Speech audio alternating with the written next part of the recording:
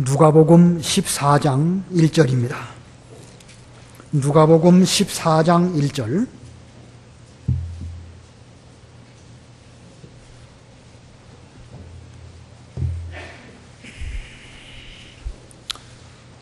누가복음 14장 1절.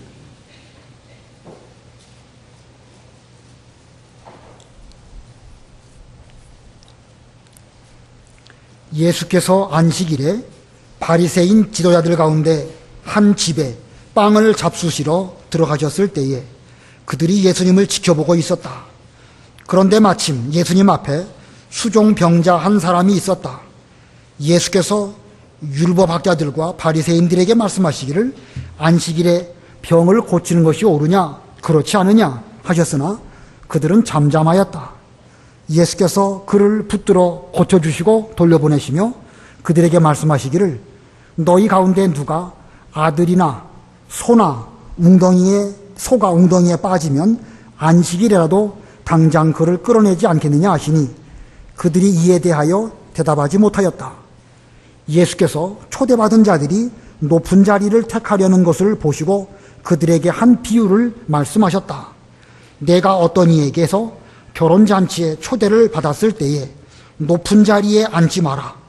혹시 너보다 더 귀한 자가 그에게 초대받았을 경우에 너와 그를 초대한 주인이 와서 내가 이분께 자리를 내드리시오 라고 말하면 그때 내가 부끄러워하며 말속으로 내려앉게 될 것이다. 차라리 내가 초대받았을 때에 말속에 가서 앉아라. 그러면 너를 초대한 자가 내게 와서 친구여 더 높이 올라가시오 라고 말할 것이니 그때에 너와 함께 앉은 모든 이들 앞에서 내게 영광이 있을 것이다. 자신을 높이는 자마다 낮아질 것이고 자신을 낮추는 자는 높아질 것이다. 또 예수께서 자신을 초대한 자에게 말씀하셨다. 내가 오찬이나 만찬을 베풀 때에 내 친구들이나 형제들이나 친척들이나 부유한 이웃들을 초대하지 마라. 그들이 너를 다시 초대하여 내게 되갚지 않도록 하라. 내가 잔치를 베풀 때에는 차라리 가난한 자들, 불구자들, 절름발이들 그리고 맹인들을 초대하여라. 그러면 내가 복될 것이다. 그들이 내게 갚을 것이 없으므로 의인들이 부활할 때 하나님께서 너에게 갚으실 것이기 때문이다. 거기까지 공독하겠습니다. 오늘 본문의 말씀의 내용은 우리 예수님께서 바리새인들에게 여러 가지 교훈을 하셨습니다. 그래서 바리새인에 대한 예수님의 교훈, 바리새인에 대한 예수님의 교훈이라는 제목입니다.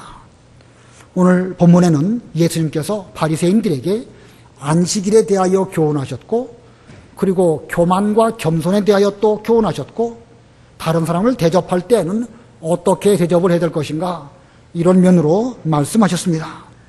하지만 이 본문에 이 어떤 그 자세한 예수님의 가르침도 중요하지만 그보다 먼저 우리 예수님께서는 이 바리새인들을 대하실 때에 어떤 태도로 그들을 대하셨는가 그 예수님의 태도 그걸 먼저 좀 살펴봐야 되겠고 또 바리새인들은 예수님을 대할 때에 어떤 태도로 그들은 대하였는가 그 면을 먼저 살펴보려고 합니다. 예수님께서는 바리새인들을 어떻게 대하셨고 바리새인들은 예수님을 어떤 태도로 대하였는가 그 면 먼저 중요하니까 그걸 살펴보려고 합니다. 우리는 이 복음서를 읽어가면서 예수님께서 복음을 전하실 때에 시간이 가면 갈수록 예수님과 바리새인들 사이에 상당한 마찰이 점점 깊어지고 심화되는 것을 발견하게 됩니다. 사실 세례 요한이 요단강에서 세례를 줄 때부터 바리새인들은 저 요한이 누구인가 이러면서 지켜보는 가운데서 그때부터 문제를 일으키기 시작했는데 예수님께서 말씀을 전하실 때든지 여러 가지 능력을 베풀어 주실 때에 바리새인들은 계속 예수님의 교훈을 받아들이지 아니하고 여러 가지 마찰, 문제, 분쟁 이런 것들이 예수님과 바리새인들 사이에 나타나고 있음을 이 복음서 진행되면 될수록 발견하게 됩니다. 우리가 누가복음을 지금 배우고 있는데 누가복음만 해도 5장, 6장, 7장에서부터 예수님과 바리새인들 사이에 문제가 나타나기 시작하고 11장, 12장, 13장 그리고 14장에서도 예수님과 바리새인 사이에 여러 가지 문제가 계속 반복적으로 나타나고 있음을 발견하게 됩니다. 그러므로 우리는 이 성경을 읽으면서 이 도대체 바리새인들이 누구인가? 그들의 그 실체, 이걸 좀 알아야 될 것이고, 또 이 성경의 그 당시의 상황, 바리새인들과 예수님은 어떤 상황 가운데서 그렇게 불편한 그런 그 관계가 되었을까? 이런 것들을 정확하게 이해를 하여야 예수님의 태도에 대해서든지 혹은 바리새인들의 태도에 대해서 우리가 제대로 파악하고 이해를 할 수 있을 것입니다.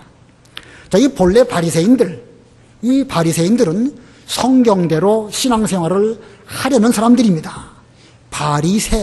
이 바리새라는 말, 헬라 말로 파리사이오라는 그 원어인데 그 의미는 분리된 자들, 경건당 이런 뜻입니다. 예, 분리된 자들, 경건당.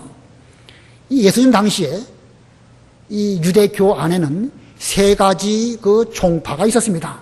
다 같은 유대교이지만 그 안에 바리새파, 사두개파, 에세네파, 성경에는 에세네파에 대해서는 거의 말씀이 없습니다. 이런 세 종파가 있었는데 그 중에 하나가 바로 이 바리새파입니다. 그들은 율법, 모세오경을 비롯하여 여러 선지서들, 심지어 장로의 유전들도 철저하게 잘 지키려고 하는 그런 부류의 사람들입니다. 장로의 유전, 그거 지켜야 될까요? 지키지 말아야 될까요? 그 지키는 게 죄입니까? 그렇지 않죠? 우리는 일반적으로 이 바리새인들이 장로의 유전을 너무 지나치게 강조하기 때문에 거기서부터 어떤 문제를 발견하게 되는데, 그렇다고 해서 장로의 유전을 지키는 것이 죄냐? 그렇게 보아서는 안 됩니다. 어디 나갔다 돌아오면 손 씻는 것이 장로들의 가르침인데 그거 씻어야 정상이지요. 오늘날도 우리는 인간적으로 어떤 에티켓을 지킨다든지 예의 범절을 잘 지키는 거, 그게 올바른 것입니다. 이 바리새인들은 철저하게 그렇게 하려고 노력한 그런 긍정적인 면이 많이 있었습니다. 자, 괜찮은 사람들이지요. 근데 문제는 무엇이냐면 그들의 교리나 신앙생활이 시간이 가면 갈수록 점점 형식적으로, 의식적으로 변질되어지고 껍데기만 중요하게 여기는 그런 면이 나타났다는 것, 그게 문제인 것입니다. 그들이 어떤 것이든지 철저하게 잘 지키려는 그런 정신은 오늘날 우리도 그렇게 신앙생활을 해야 됩니다. 그러나 우리가 바리새인들의 모습을 보면서 조심할 것은 오늘날 우리도 정신 차리지 못하면 오랫동안 잘 믿어왔던 그것이 오히려 우리에게 습관이 되고 형식이 되고 껍데기가 되어가지고 알맹이는 빠져버리는, 지금 기도하신 것처럼 경건의 모양만 있고 능력이 없는 이런 사람이 될 수 있다는 사실입니다. 자, 이 바리새인들의 이 같은 현상은 우리 인간들의 신앙생활에서 나타나는 부정적인 면을 우리들에게 보여주고 있습니다. 예수님 당시에 바리새인들만 그런 것이 아니라 오늘날 우리들도 신앙생활을 정신 차리고 매일매일 새로워지는 이런 면이 없다고 하면 우리도 얼마 지나면 고착화되고 형식적으로 되어서 알맹이는 없고 껍데기만 무성한 이런 상태가 될 수 있는데, 이것이 바리새인들만의 문제가 아니라 모든 인간들은 다 그렇게 될 수 있다는 사실입니다. 우리도 그렇게 될 수 있고, 또 우리는 그러한 인간 환경 가운데서 또 예수님처럼 바른 신앙생활을 해야 될 이런 가운데 있다는 사실을 우리 본문이 우리에게 가르쳐주고 있습니다. 자, 어디서 서론적으로 살펴볼 거 두 가지 먼저 말씀드리면, 첫 번째는요, 바리새인에 대한 예수님의 태도가 무엇일까? 바리새인에 대한 예수님의 태도. 먼저 1절 읽어보세요. 1절. 예수께서 안식일에 바리새인 지도자들 가운데 한 집에 빵을 잡수시러 들어가셨을 때에 그들이 예수님을 지켜보고 있었다. 예, 안식일이 되었습니다. 아마도 회당에서 말씀을 잘 전하신 예수님께서 바리새인 지도자 가운데 한 사람이 예수님을 초청하였고 예수님은 그 초청에 응해서 그의 집으로 가셨습니다. 이때가 언제일까? 안식일이니까 점심때일지 저녁때일지.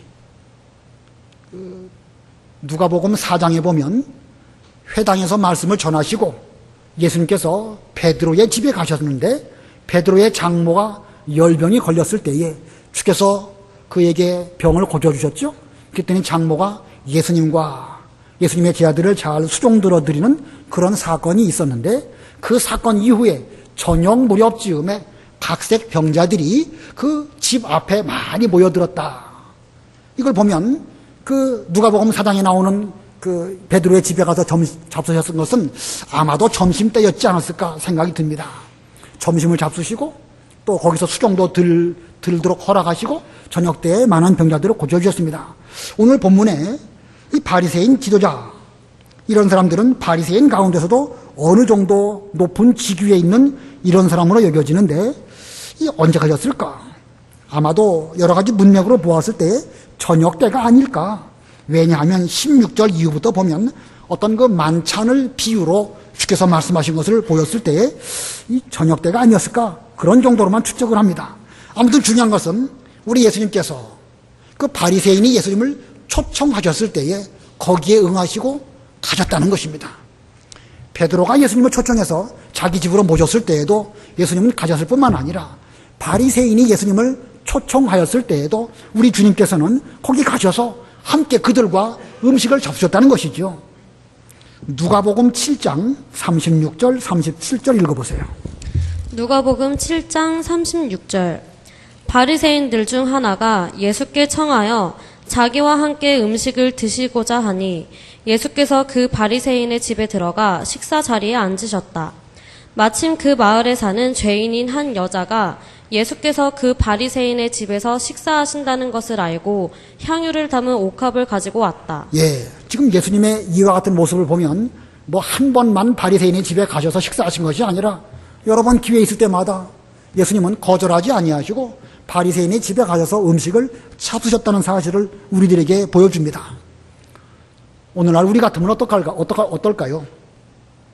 뭔가 좀 불편한 사람이 있는데 그 사람이 찾아와가지고 우리 같이 식사나 한번 합시다. 이렇게 우리에게 청을 할 때에 우리 같으면 그 상대방이 싫으면 여러 가지 핑계를 대고 다른 일로 바쁘다고 하다든지 뭐 이렇게 말할 수 있을 것이었습니다.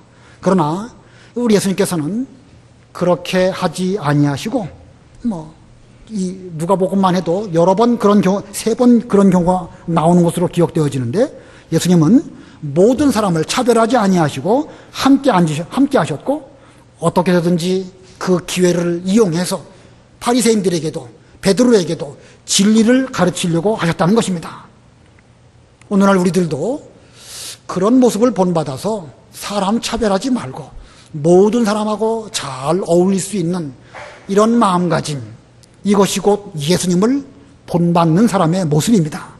싫어도 내키지 않아도 상대를 불쌍히 여기면서 그도 하나님께서 택하신 하나님의 사람이고 그 속에도 예수 그리스도께서 계심을 생각하면서 우리는 상대를 친구로 여기는 이런 모습이 올바른 모습이라고 할 수 있습니다. 오전에도 우리가 말씀을 받았지만 욥을 만드시기 위해서 하나님께서는 욥의 친구들을 또한 사용하신 거 아니겠습니까? 욥은 친구들의 말을 잘 듣고 자기를 돌아보았습니다. 욥기를 보면서 욥이 자기 친구들에 대하여서 무슨 말로 공격했다든지 너들이나 잘하라 이런 말 한 적이 없지요? 욥의 태도를 볼 때에 곧 예수님의 태도와 같지 않을까 생각이 듭니다. 아무쪼록 우리 모두들은 예수님을 본받아서 모든 사람과 잘 어울려서 함께 신앙을 나누고 음식도 나누고 교제하는 이런 우리가 되어야 되겠습니다. 여기에 비해서 두 번째 소지로 예수님께 대한 바리새인의 태도가 무엇일까? 예수님에 대한 바리새인의 태도. 아까 1절 맨 끝에 보니까 뭐라고 그랬죠?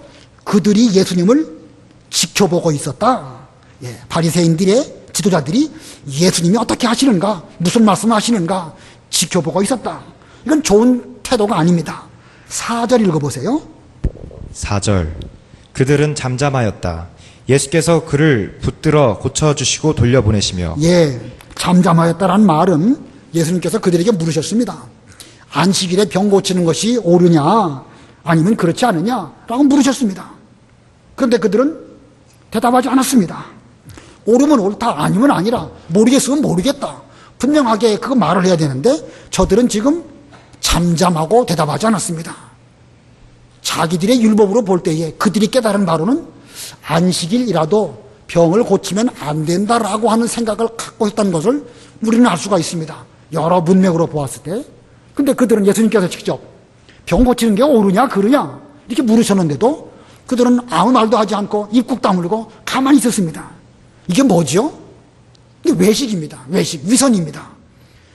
예수님께서 그렇게 물어보셨을 때에 자기 의견을 분명하게 말해야 정상입니다.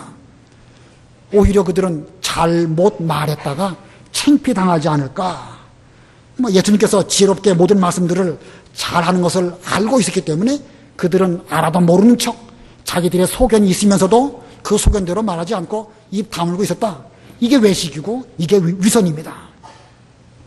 자, 예수님께서 병자를 먼저 고쳐주시고 말씀하시기를 안식일이라도 소나 양이 웅덩이에 빠졌을 때에 그걸 끌어올려 주듯이 택한 백성, 하나님의 백성을 고쳐주는 것이 합당하다.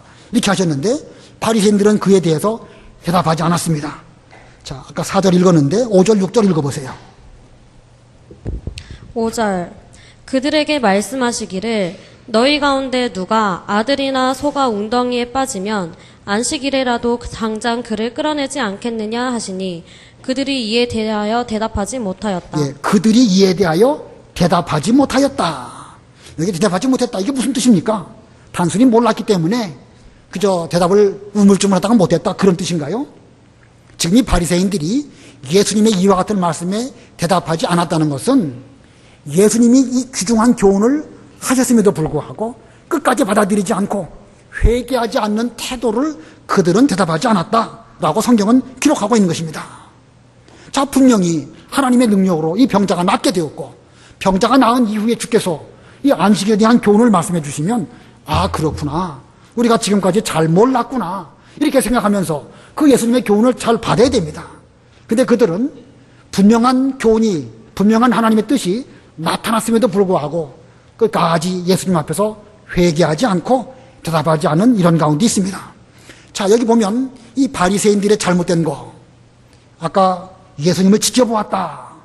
예수님을 지켜본 것, 이 첫 번째 잘못한 것이고요. 두 번째는 뭐 했다고 그랬죠, 아까? 외식한 거예요, 외식. 예수님이 물어보셨는데 자기들 생각이 분명히 있음에도 불구하고 입 꼭 다물고 잠잠했다. 이거 외식한 것입니다. 세 번째는 끝까지 뭐 하지 않았다? 끝까지 뭐 하지 않았다? 회개하지 않은 것입니다. 이게 바리새인들의 전형적인 특징입니다. 첫 번째가 뭐예요? 누구를 지켜봅니까? 예수님을 지켜봅니다. 잘하나 못하나 어떻게 꼬투리 잡을까 하면서 계속 눈을 이렇게 째려보면서 그거 이 첫 번째 잘못이에요. 예수님을 지켜보았다. 두 번째는 뭐를 했다고요? 외식한 것입니다. 분명한 소견이 있음에도 말하지 않은 것, 그게 외식이고, 세 번째 죄가 뭐예요? 끝까지 회개하지 않은 것. 어찌 보면 이 세 가지가 전형적인 바리새인들의 잘못입니다. 성경 전체에 나타나 있는 전형적인 바리새인들의 죄는 이 세 가지예요. 다른 사람의 꼬투리를 잡으려고 늘 지켜보고 외식하고 끝까지 회개하지 않고 이런 거. 자, 오늘 본문에 이 예수님의 교훈의 말씀 그 내용도 중요하지만 이 예수님께서 바리새인들에 대하여 어떤 태도를 취하셨는가, 또 바리새인들은 예수님께 대해서 어떤 태도를 보여주었는가, 이게 중요합니다. 왜냐하면 오늘날 이 세상을 살아가고 있는 우리들도 다 그와 같을 수 있기 때문에 그렇습니다. 우리는 바리새인이 아니에요. 요즘 시대에 바리새인이 어디 있습니까? 그러나 나도 모르는 사이에 신앙생활을 오래 하다 보면 이런 그 형식이 우리에게 들어오고 외식하게 되고 끝까지 버티고 회개하지 않는 그런 것들이 우리에게도 얼마든지 나타날 수 있다는 사실입니다. 뿐만 아니라 우리가 살아가고 있는 우리 주변에는 그와 같은 환경 가운데에서 또한 살아갈 수밖에 없습니다. 그러므로 우리는 예수님의 이와 같은 모습을 잘 연구해서 예수님을 본받고 또 바리새인들의 이런 모습을 잘 연구해서 우리는 거기에 빠지지 않도록 스스로 삼가고 조심하는 그런 우리가 되어야 되겠습니다. 자, 그럼 본론으로 들어가서 예수님께서 이 바리새인들에게 교훈을 하셨는데 세 가지 교훈을 본문에서 말씀하십니다. 그 중에 첫 번째 교훈, 안식일에 대한 교훈입니다. 안식일에 대한 교훈. 2절로 6절 아까 읽었으니까 읽는 것은 생략하겠습니다. 자, 우리는 이 본문 가운데에서 예수님께서 말씀하시고자 하시는 요점이 무엇일까? 안식일을 철저히 지키라는 뜻으로 이 말씀하신 것입니까? 그건 아닌 것 같죠? 안식일이라도 병을 고쳐서 어려운 가운데 있는 사람을 끌어내는 것이 중요하다. 이런 말씀을 하시려고 하고 있습니다. 무슨 그렇다고 해서 예수님께서 안식일 날 대충 지켜도 괜찮다. 이렇게 말씀하신 것도 더욱 아닙니다. 예수님께서 안식일에 여기 나와 있는 수종병자, 우리 개혁성경에는 고창병자라고 기록되어 있는데 이 수종병, 고창병 이것은 심장이나 신장에 문제가 있어가지고 헛배가 부르고 뭐 여러 가지 숨이 가쁜 이런 질병이라고 합니다. 자, 이런 수종병자를 고쳐주시기 전에 이 안식일 계명의 근본 정신이 무엇인지 이것을 교훈하신 것입니다. 안식일에 예수님 말씀하시기를 안식일에 병 고치는 것이 옳으냐? 그것이 율법에 맞느냐? 그때 바리새인들은 잠잠했습니다. 그때 예수님께서 그 수종병자의 병을 고쳐주시고 안식일 근본 정신을 교훈하여 주셨습니다. 우리가 안식일을 오늘날 주일인데 이 안식일을 지키는 가장 근원적인 목적이 어디에 있을까? 안식일 지키는 가장 근원적인 목적이 어디에 있을까요? 창세기 2장 2절로 3절 읽어보세요. 창세기 2장 2절. 하나님께서 하시던 일을 일곱째 날이 이를 때에 마치시니 하나님께서 일곱째 날에 하시던 모든 일로부터 쉬셨다. 하나님께서 그 일곱째 날을 복주시고 거룩하게 하셨으니 이날에 하나님께서 창조하여 만드신 모든 일로부터 쉬셨기 때문이다. 예, 3절에 보면 하나님께서 그 일곱째 날을 복주시고 거룩하게 하셨다. 예, 복주시고 거룩하게 하셨다. 복을 주시기 위하여 그 날을 거룩하게 구별하셨다. 그런 뜻입니다. 그래서 안식일의 가장 근원적인 목적은 복 주시기 위한 것입니다. 그리고 그 복을 받기 위해서 우리는 안식일을 거룩하게 지키도록 하나님께서 규정하셨습니다. 우리가 받아야 할 복 가운데 최고의 복은 무엇일까? 아담 하와가 범죄함으로 사람들에게 사망이 찾아오게 되었는데 그 사망으로부터 구원받는 복, 이것이 우리가 받아야 할 복 가운데 최고의 복입니다. 우리는 그 복을 받기 위해서 거룩을 잘 유지해야 됩니다. 그 거룩을 잘 지키기 위한 그거에 대한 구체적인 말씀들이 율법이고, 율법 가운데서 제4계명의 안식일을 기억하여 거룩하게 지켜라, 이렇게 말씀하셨습니다. 그러나 아무리 율법을 온전히 잘 지켜도 거룩할 수 없는 그런 인간이기 때문에 우리의 구원의 문으로 예수님께서 직접 오셔가지고 그 율법을 다 지켜주시고 예수님을 믿을 때에 그 구원에 이르게 하셨습니다. 자, 이 구원의 복을 받는 세계로 들어가기 위해서는 구원의 문이신 예수님을 믿음으로 그 세계에 들어가야 됩니다. 자, 그런데 이 예수님 당시에 바리새인, 유대인들은 안식일의 근본 목적을 제대로 보지도 못하면서 율법 자체만 소중하게 여겼습니다. 안식일을 통해서 우리가 받아야 할 가장 근원적인 복, 그것은 구원의 복입니다. 예수님을 통하여 구원의 문을 들어가는 것입니다. 그 들어가는 문을 위해서 우리에게 거룩을 지키라고 율법을 주신 거예요. 자, 그러니까 그 복 받는 길로 나아가는 것이 율법이고, 율법은 온전히 우리를 그 복으로 인도할 수 없기 때문에 누가 대신 오셨어요? 예수님이 오신 것입니다. 그 율법을 지키려고 노력하다 보면 나는 죄인이구나 라고 깨달아지게 되고, 그 율법은 우리를 예수 그리스도에게로 인도하는 것입니다. 자, 그래서 율법은 복 받는 길로 가기 위한 하나의 거룩의 방편이고 근본적인 목적은 구원의 복입니다.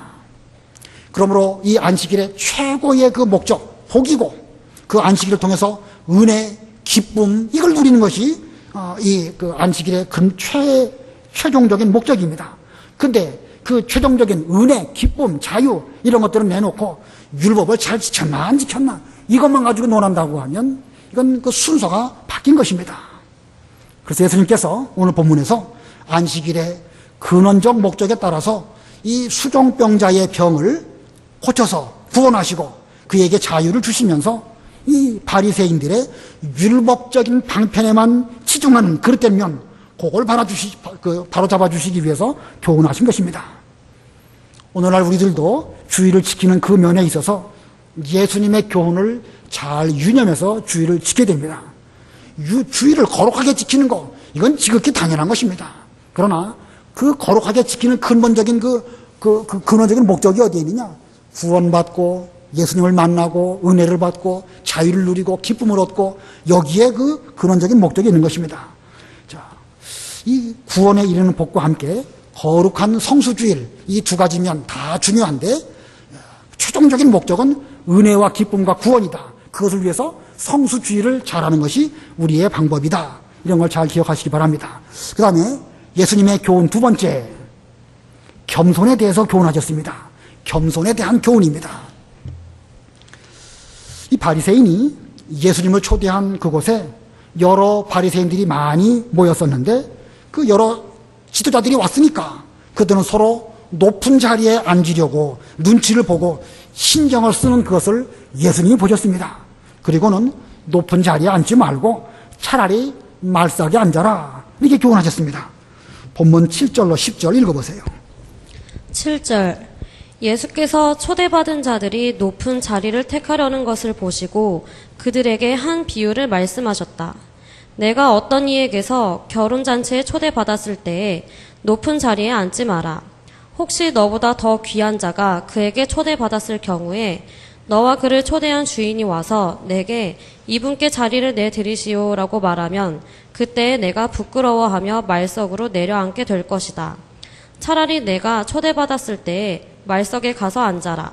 그러면 너를 초대한 자가 내게 와서 친구여 더 높이 올라가시오라고 말할 것이니 그때에 너와 함께 앉은 모든 이들 앞에서 내게 영광이 있을 것이다. 예, 지금 초대받은 사람들 중에는 바리새인들의 지도자들이 많이 있지만 그 중에 좀 누구도 계시죠?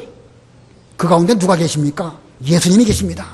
그런데 저들은 지금 예수님이 누구신지 창조주 하나님이신지 아니신지 그리스도이신지 그걸 모르면서 스스로 교만해가지고 높은 자리에 앉으려고 서로 눈치를 보고 있는 이런 가운데 있었습니다. 그래서 예수님께서 말씀하시기를 너희를 초대한 주인이 와서 친구여 높은 자리에 올라가 앉으세요 이렇게 말할 때까지 차라리 말석에 가서 앉으라는 것입니다. 그러다가 주인이 와가지고 높은 자리에 앉게 하면 오히려 그것이 영광스럽지 않겠느냐 이렇게 말씀하십니다. 그러시면서 높은 자리에 앉는다고 높아지는 것이 아니고 낮은 자리에 앉는다고 낮아지는 것이 아니다.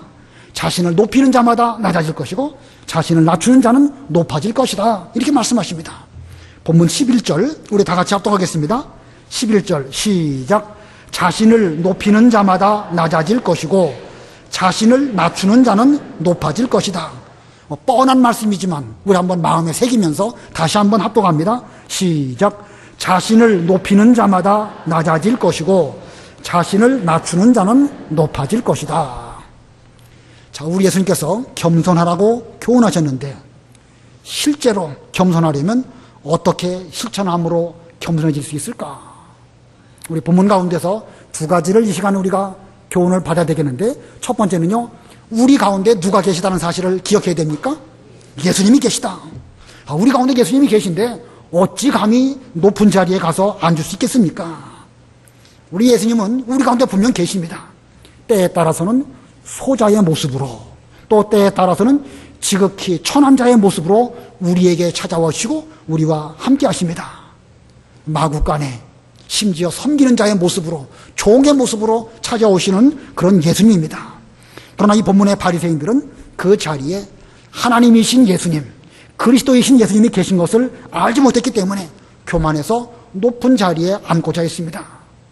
이것은 바리새인들만의 문제가 아니라 인간 사회가 다 그런 거예요. 우리도 그렇고 우리 사회도 얼마든지 그럴 수 있습니다. 그런 면으로 우리가 교훈을 잘 받을진데 우리 가운데 예수님이 계시다. 우리가 이거를 똑바로 생각만 한다고 하면 우리는 항상 겸손할 수 있을 것입니다. 두 번째 어떻게 우리가 겸손할 수 있을까? 하나님께서 높여주실 때까지 낮아져야 되겠다. 이런 마음을 먹어야 됩니다. 물론 무슨 높아져야 되겠다. 이런 목적 자체가 우리로는 합당치 않습니다. 그러나 때가 되면 하나님이 어련히 높여주실 것이다. 이렇게 생각을 하고 항상 낮은 자리에 머물고 마음을 온유 겸손하게 만드는 이것이 우리가 취해야 할 겸손의 태도입니다. 이 본문에 결혼잔치를 배설하신 주인, 바로 하나님을 상징합니다. 사람이 높아지는 것은 자기가 무슨 높은 자리에 앉았다고 해서 높아지는 것이 아닙니다. 자리만 높아졌다는 것 뿐이지 실제로 높아진 건 아니에요. 실제로 우리를 높이시는 분이 누구시냐? 바로 하나님이십니다. 현실적으로 볼 때에 하나님이 우리를 높여주시겠지만 현실적으로 볼 때에 다른 사람들이 나를 인정해주고 자연스럽게 높여준다고 하면 자연스럽게 높아지는 것입니다. 여러분 직장생활 많이 해보셨는데 직장생활에서 높은 자리에 올라가려고 하면 어떻게 해야 높은 자리에 올라갈 수 있죠? 윗사람 줄을 잘 잡아야 됩니까? 아랫사람들로부터 지지를 받아야 됩니까? 아랫사람들을 잘하고 자기 업무 능력을 잘하고 인품이 괜찮아질 때에 많은 사람들이 아무개가 이번에 과장도 되고 부장도 돼야 됩니다. 이렇게 되어줘야 그 사람의 자리가 든든해지는 것입니다. 그렇게 하진 아니하고 인격적으로 자신을 만들진 않고 줄이나 잘 서려고 한다든지 윗사람에게 잘 보이려고 한다고 하면 그건 합당한 자세라고 할 수가 없습니다. 우리가 자신을 잘 만들면 때가 되면 하나님께서 높여주십니다. 사람 가운데서도 우리가 자신을 잘 만들어 놓고 낮아지기만 한다고 하면 다른 모든 사람들이 볼 때에 그 아무개는 정말로 겸손한 사람이다. 정말로 그 사람은 훌륭하다. 저절로 높아지는 거예요. 이것이 인간 사회에서 높아지게 되는 방법입니다. 하나님께서 우리를 낮추시고자 하실 때에는 우리는 입술을 티끌에 대고 낮아져야 됩니다. 심지어 우리 뺨을 때리는 사람에게 뺨을 돌려대면서까지도 낮아지는 것이 그게 올바른 태도입니다. 아까 우리 김남우 집사님 예레미야 애가 기도 가운데 말씀하셨죠? 예레미야 애가 한번 보겠습니다. 애가 3장 26절로 30절. 예레미야 애가 3장 26절. 사람이 여호와의 구원을 바라고 잠잠히 기다림이 좋다. 사람이 젊었을 때 멍에를 매는 것이 좋다. 그가 혼자 앉아서 잠잠히 해야 하는 것은 여호와께서 그것을 그에게 지으셨기 때문이다. 그의 입을 티끌에 대어라. 혹시 소망이 있을지 모른다. 자기를 치는 자에게 뺨을 내밀며 그가 모욕으로 배부르게 하여라. 예, 예레미야 애가. 이 예레미야는 눈물의 선지자입니다. 이 유다 백성들이 바벨론으로 포로 잡혀가는 것을 볼 때에 그는 눈물을 흘리면서 그 애가를 지어서 하나님께 이 말씀을 가지고 백성들을 위로했습니다. 자, 이 예레미야는 그 멍에를 가지고 종종 교훈을 하였지요. 바벨론 포로의 멍에를 잘 매라. 그 나무 멍에인데 이 멍에를 잘 맬 때에 너희들이 제대로 된 역할을 감당하는 것이다. 그러나 그 멍에를 제대로 치지 못한다고 하면 나무 멍에 대신에 뭐가 온다? 쇠멍에가 온다. 그러면서 그 예레미야는요, 실제로 그 시청각으로 자기가 멍에를 매면서 멍에 잘 맬 것을 교훈해 주었습니다. 오늘 본문도 그런 뜻입니다. 사람이 젊었을 때에 이 멍에를 잘 매기 위하여 잠잠한 것이 좋다. 그러면서 입술을 티끌에 대라. 그건 낮아지라는 말이죠. 그리고 상대방이 우리의 뺨을 때리면 돌려대라는 거예요. 수욕으로 상대방을 배부르게 하라는 말입니다. 바벨론 포로 잡혀가서 거기서 멍에를 많이 맬 때에 거기서 낮아지는 것을 배우고 상대방이 때리면 돌려대서 잘 그 고난을 당하면 70년 되었을 때에 하나님께서 너희로 하여금 다시 가나안 땅으로 돌아와서 이 땅을 너희들에게 줄 것이다. 이렇게 그 교훈했습니다. 우리 예수님께서도 십자가를 지시면서 이와 같이 낮아지셨고 잠잠히 십자가의 길을 걸어가셨습니다. 그래서 하나님께서 예수님을 높이시고 하나님 보좌 우편에 앉으시는 존귀한 자리에 우리 예수님을 앉게 하신 것입니다. 자, 그러므로 오늘날 우리들도 진짜 겸손을 배우고 진짜 겸손을 실천하는 그런 우리들이 되어야 되겠습니다. 우리 가운데 예수님이 계시다. 하나님께서 우리를 높여주실 때까지 나는 낮아져야 되겠다. 이런 마음가짐으로 높은 자리에 앉으려고 하시지 말고 항상 낮은 자리에 처하는 그런 우리가 되어야 되겠습니다. 우리 교회에도 자리가 많이 있죠. 이 가운데 높은 자리가 어디이고 낮은 자리가 어디입니까? 맨 앞자리가 제일 높은 자리일까요? 그렇습니까? 그렇지 않습니다. 어떤 경우는 앞에 앉으라고 해도 뒤에 앉으시는 분들도 계셔요. 이 앞자리가 높은 자리냐 뒷자리가 높은 자리냐 그거 아닙니다. 이 앞자리에 앉아보니까 이 고개가 아프더라고. 보니까 우리 교단 이 강대상이 좀 높아요. 그러다 보니까 목이 아픕니다. 그래서 조금 뒤로 빼기는 뺐는데 앞자리라고 해서 높은 자리 아니고 뒤에 자리라고 해서 또 높은 자리 아닙니다. 은혜 받는 자리가 어디냐? 그 사람마다 다를 수 있죠. 그러니까 우리 교회에서 높고 낮은 자리 없습니다. 누구든지 다 앞자리 원하면 와서 앉을 수 있나요? 없나요? 있습니다. 그러나 내가 제대로 은혜 받기 위해서 어디 앉아야 선풍기 바람이 들어오고 에어컨 바람이 들어오는가 생각하시고 학교에서도 학생들이 앞자리에 앉아서 공부 열심히 하려고 하는 그런 습관이 있으면 앞자리에 앉지 않습니까? 아무튼 뭐 앞자리든 뒷자리든 우리는 이 교회에서 은혜 받는 자리가 어디일까 좀 생각해 보시고 항상 은혜 받는 그 일에 최선을 다하는 우리들이 되어야 되겠습니다. 그다음에 세 번째 대접에 대한 교훈입니다. 대접에 대한 교훈 12절로 14절 읽으세요. 12절. 또 예수께서 자신을 초대한 자에게 말씀하셨다. 내가 오찬이나 만찬을 베풀 때에 내 친구들이나 형제들이나 친척들이나 부유한 이웃들을 초대하지 마라. 그들이 너를 다시 초대하여 내게 되갚지 않도록 하라. 내가 잔치를 베풀 때에는 차라리 가난한 자들, 불구자들, 절름발이들, 그리고 맹인들을 초대하여라. 그러면 내가 복될 것이다. 그들이 내게 갚을 것이 없으므로 의인들이 부활할 때에 하나님께서 너에게 갚으실 것이기 때문이다. 예, 예수님을 초대한 바리새인들은 사람들을 초대해서 음식을 먹을 때에 내가 상대방에게 뭔가 음식을 잘 대접을 하면 언제 저 사람들이 나에게 다시 또 초대해서 나를 대접을 할까? 이런 거래 관계로 서로 음식 초대를 하곤 했던 모양입니다. 그래서 예수님께서는 예수님을 초대한 그 바리새인에게 차라리 가난한 자, 불구자, 절름발이, 맹인들 그런 사람들을 초대해서 그들을 잘 대접하는 것, 이것이 진정한 대접인데, 그렇게 다른 사람을 위해서 잘 대접하면 마지막 의인들의 부활 때에 하나님께서 갚아주실 것이다 라고 말씀하십니다. 자, 이 말씀은 무슨 인간적인 관계를 끊어버리고 어려운 사람들을 구제하는 그런 일에만 잘해라 그런 뜻은 아니죠. 예, 오히려 갚을 능력이 없는 불쌍한 자들을 잘 돌보아주는 그런 대접이야말로 올바른 대접이다 라고 교훈하셨습니다. 우리 사람들은 끼리끼리 어울리는 그런 특징이 있죠. 그 자체가 나쁘다고 할 수 없습니다. 당연한 것이죠. 그러나 적어도 교회 안에서만큼은 우리가 끼리끼리 어울리지 말고 모든 사람과 더불어서 함께 어울리고 다 같이 하나가 되도록 노력하는 이런 우리가 되어야 됩니다. 아까도 서두에 예수님께서 바리새인의 초청에 응하신 것을 볼 때에 그런 모습이 우리들 모두에게 있어야 되지 않겠는가 그런 생각이 듭니다. 예수님께서는 세리와 죄인들을 친구로 여기시고 또 갚을 길이 없는 그 어려운 사람들을 잘 대접하는 것이 복받는 길이라고 말씀하셨으니까 오늘날 우리들도 서로서로 우리가 대접을 할 때에 상대방을 예수님으로 여기고 잘 대접을 해서 우리가 세상에서 무슨 되갚음을 받으려고 할 것이 아니라 나중에 천국에 갔을 때 의인들의 부활 때에 하나님으로부터 대접을 받는 그런 우리가 되어야 되겠습니다. 자, 오늘 예수님께서 이 예수님을 대접하는 정신으로 서로 대접하다, 이것이 진정한 올바른 대접입니다. 세 가지 교훈 말씀드렸어요. 안식일 교훈, 그 다음에 겸손에 대한 교훈, 대접에 대한 교훈. 안식일의 근본적인 목적은 어디에 있다? 복 받는 데 있습니다. 그 복 가운데 최고의 복이 무엇입니까? 구원의 복입니다. 이 구원의 복을 받으면 우리는 은혜를 받고 기쁘고 즐겁습니다. 이걸 위해서 우리는 율법도 지키고 주일도 똑바로 지키려고 하는 이런 정신으로 이 주일을 잘 지켜야 되는 것입니다. 또 겸손에 대해서 어떻게 해야 올바른 겸손이다? 우리 가운데 누가 계시다? 예수님이 계시다. 그리고 누가 높여주실 때까지 우리는 낮은 자리에 앉는다?